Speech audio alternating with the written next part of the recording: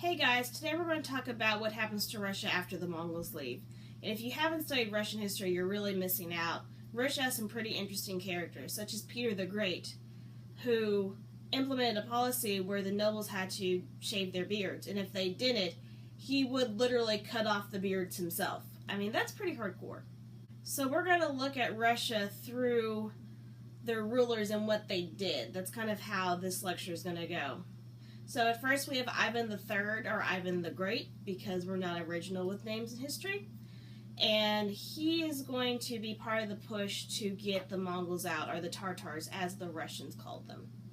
After the Mongols are gone, he is going to centralize the rule in Russia, which means that he has more power and that we almost have a bureaucracy type structure.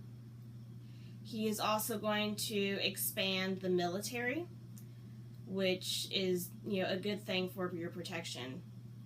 However, he is also going to do some not so great things, like have tighter restrictions on the serfs.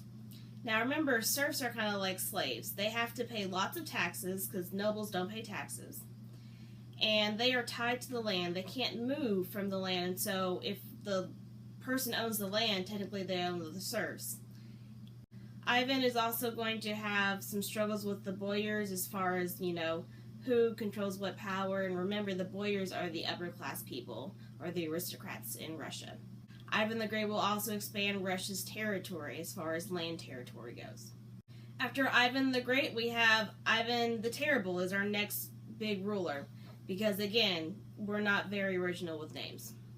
The reason he's called Ivan the Terrible is because when he had struggles with the boyars over powers, he would just kill them. So he's called Ivan the Terrible because he just killed a lot of people. But Ivan the Terrible also did some good things, like expanding Russia's landmass further. He is also going to introduce the printing press to Russia, which will increase literacy rates. And he is also going to open up trade with the West, or Western Europe, particularly Great Britain. Next big ruler is Peter the First, or Peter the Great, because again, originality. Peter was an autocrat, which means that he wanted as much power as he could for himself, that he tried to rule Russia single-handedly. The main thing that Peter is known for is his travels to Western Europe and what he does with that.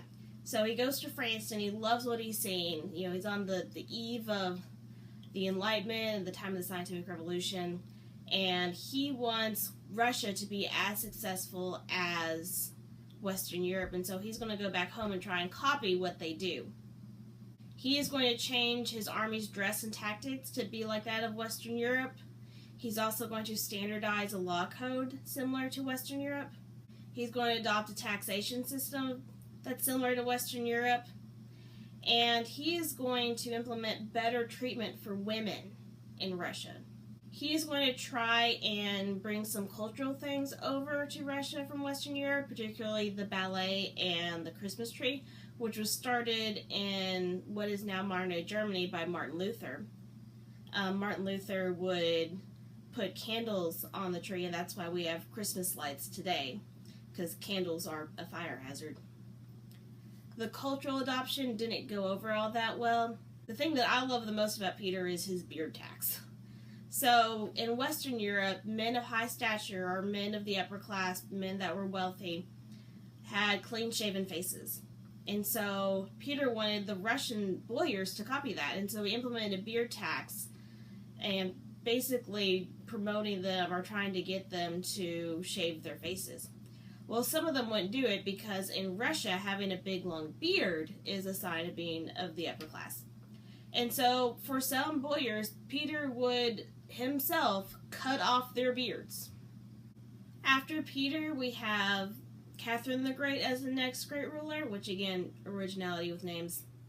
Catherine is not actually Russian. She marries the Russian Tsar, who's not very strong, he's very weak Tsar, and so she is part of a plot to kill him and become Tsarist herself.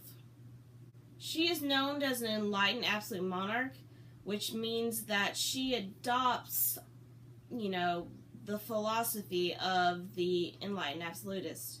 Catherine is an enlightened absolute monarch, which in her case means that she would give money, or she would become a patron to people of the Enlightenment, philosophers of the Enlightenment, but she really didn't implement their policies for the ordinary people. Catherine was a part of the Partition of Poland, which was when Russia, Prussia, and Austria got together and basically divided up poor Poland, who was their weaker neighbor, divided up the land for themselves. Alright, that's all I have for you with Russia. I will see you next time.